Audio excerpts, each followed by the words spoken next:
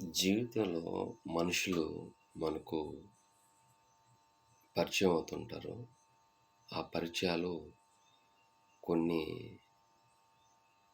Friends గాను, కొంతమంది well wisher గాను, కొంతమంది జస్ట్ మన లైఫ్‌లోకొచ్చి వెళ్ళిపోతుంటారు. ఇదంతా కూడా వాళ్ళని బట్టి కాదండి. మనల్ని బట్టి. ఏందంటే ఎప్పుడు కూడా మనము ఒక రిలేషన్స్ మధ్యలో చూసేదేంటంటే జనరలైజ్డ్‌గా మన అవసరం ఫుల్‌ఫిల్ అవుతుందా లేదా అని చూస్తాం. కానీ నిజమైన ఫ్రెండ్‌షిప్ అంటే ఏంటంటే వాళ్ళ అవసరాల్ని మనం ఫుల్‌ఫిల్ చేయగలుగుతున్నామా లేదా అనేది నిజమైన ఫ్రెండ్‌షిప్. అది ఎవరైతే తెలుసుకుంటారో వాళ్ళ మధ్య స్నేహం అనేది నిలబడుతుంది. లేదంటే స్నేహం అనేది కనబడదు.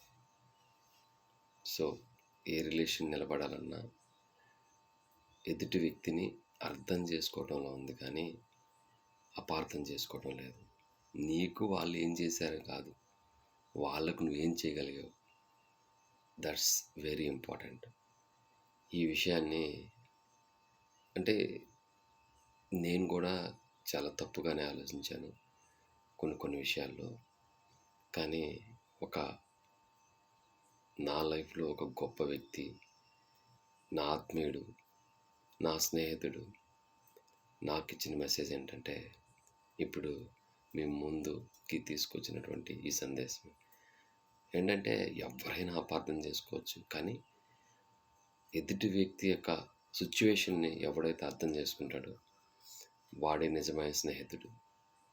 మీ అందరికి నచ్చితే ఇది నలుగురికి షేర్ చేయండి. సబ్స్క్రైబ్ చేయండి. మీరు ఫాలో అవ్వండి. థ్యాంక్ యూ అండి.